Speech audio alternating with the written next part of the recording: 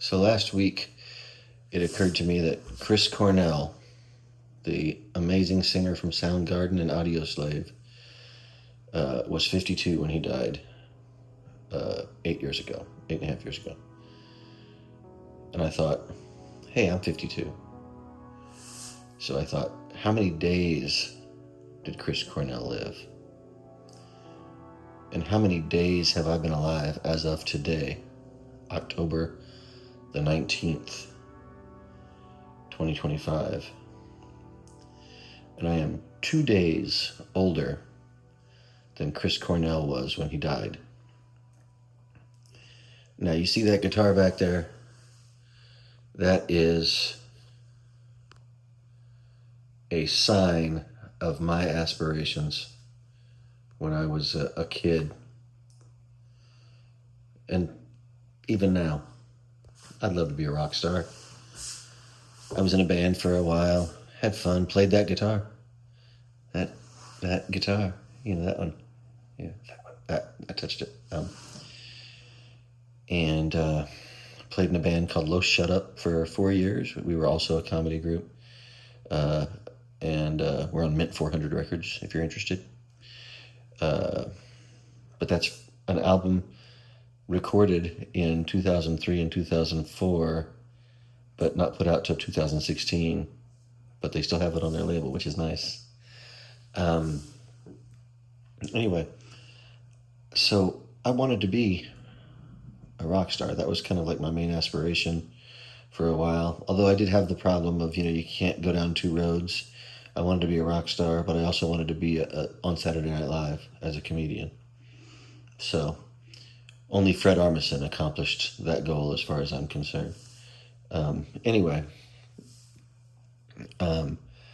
so this idea of becoming famous was always something that was extremely appealing to me, and I would get jealous, still sometimes get jealous, of people who have quote unquote made it.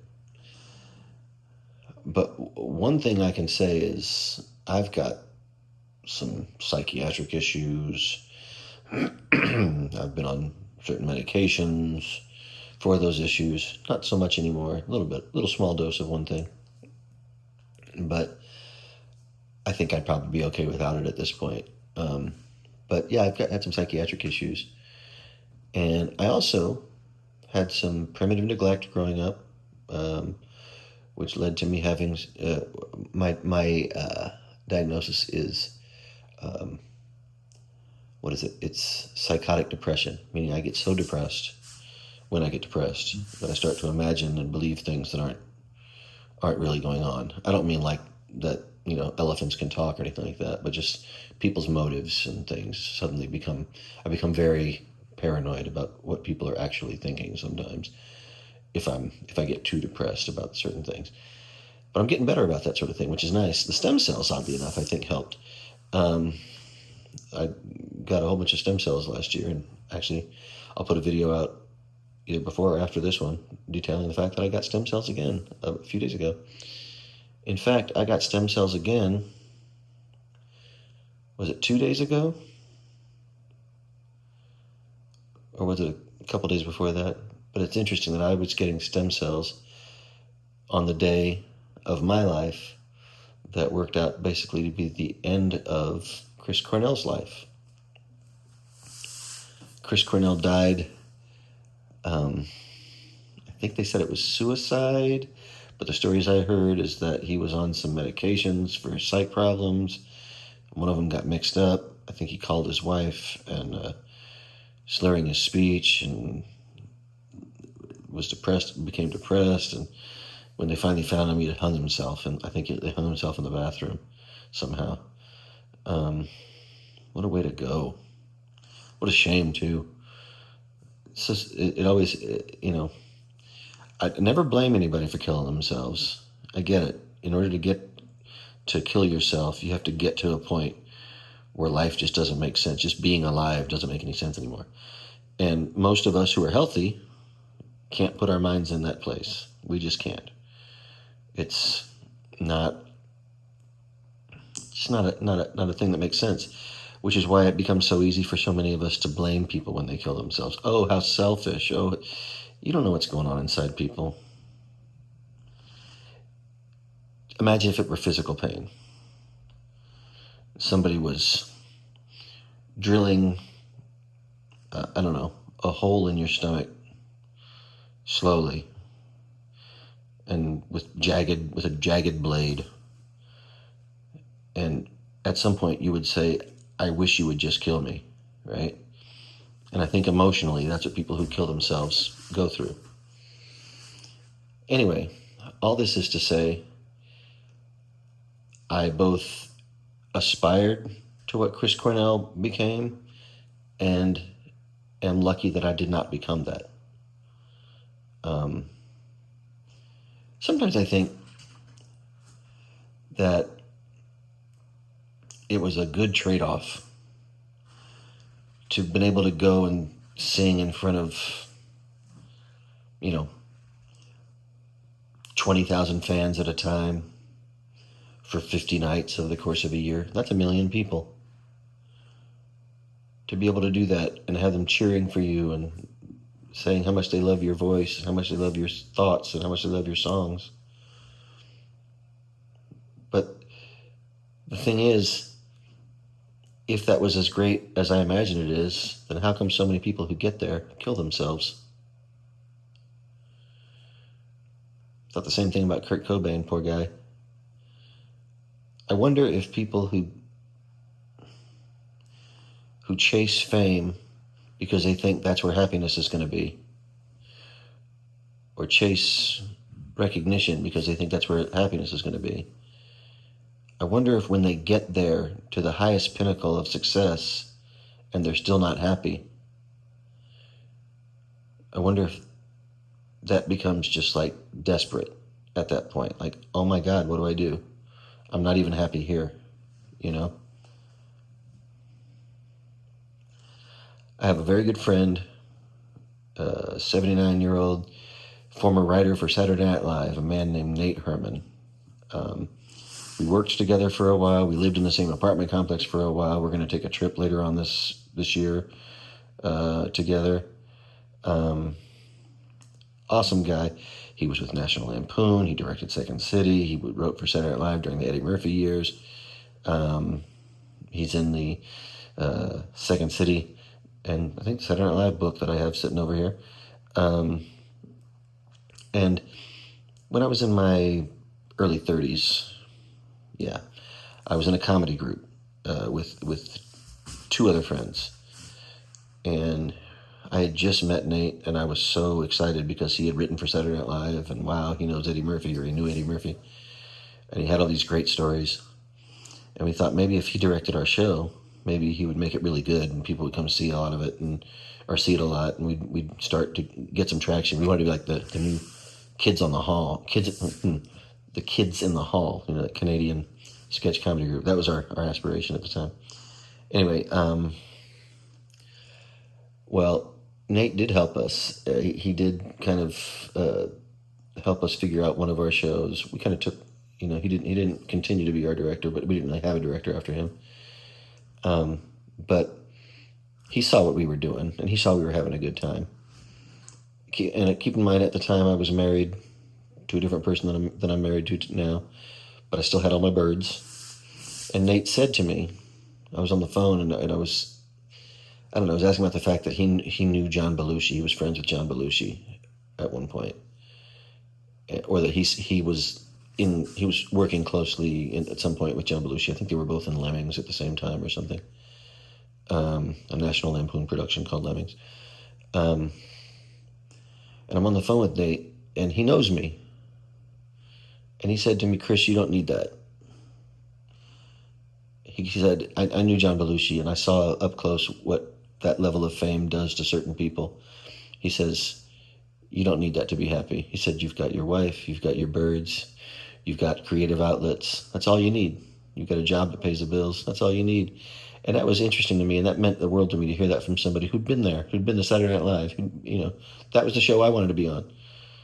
And another neat thing about Nate is, they say sometimes you develop your sense of humor as a young person, like say maybe, I don't know,